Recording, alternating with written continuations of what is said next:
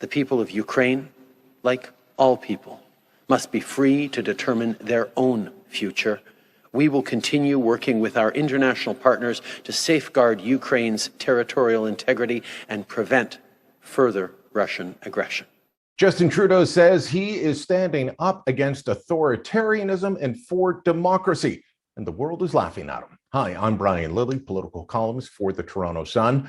I understand the urge of the Trudeau government, any Canadian government really, to say that they are against the aggression being shown by Russia towards Ukraine. It's the right position to take. Canada should be on the side of a free, independent Ukraine, free from Russia's aggression.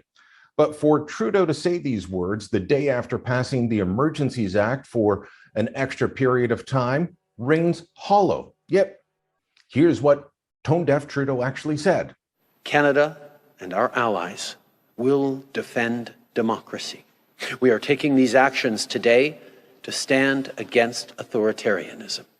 Authoritarianism, like stopping people from protesting? Did you know that on the day of the vote, that any Canadian with a placard trying to go down to Parliament Hill to say passing the Emergencies Act is wrong, well, they would be arrested. That was actually forbidden. You could not demonstrate on Parliament against an authoritarian act. Did you know that this act allows the government to seize the bank accounts of people who simply participated in the protest? Now, the government says, don't worry, trust us, we won't go that far. But officials from the Finance Department admitted to a House of Commons committee that, yes, that's what the law does allow. So that is an authoritarian act. Trudeau doesn't realize what he has done to damage Canada's reputation. And now we've got dictators, would-be dictators, people that are accused of being dictators, laughing at what we are doing here in Canada. Let me read you a few of the tweets that have come out recently. This first batch is from the Embassy of China. Nobody doubts that China is a dictatorial country, but now they're scoffing at us. In a tweet thread, the Chinese embassy said over the past few days, the Canadian police used pepper spray, stun grenades, as well as batons to violently disperse Freedom Convoy demonstrators that had dominated downtown Ottawa.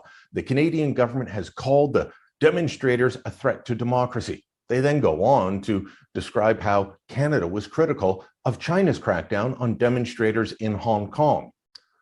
You have to wonder, will countries be listening to this anymore? That is what El Salvador's president said. People have accused Nayib Bukele of being a dictator. He was elected, but they say he's too authoritarian. Here's what he said. They are directly threatening journalists with arrest.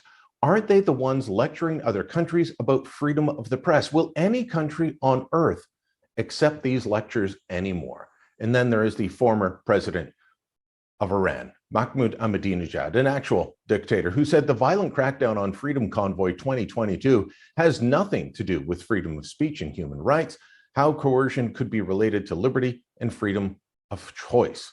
Hashtag truckers for freedom. We're being laughed at, and Canada has had a serious blow to its international reputation.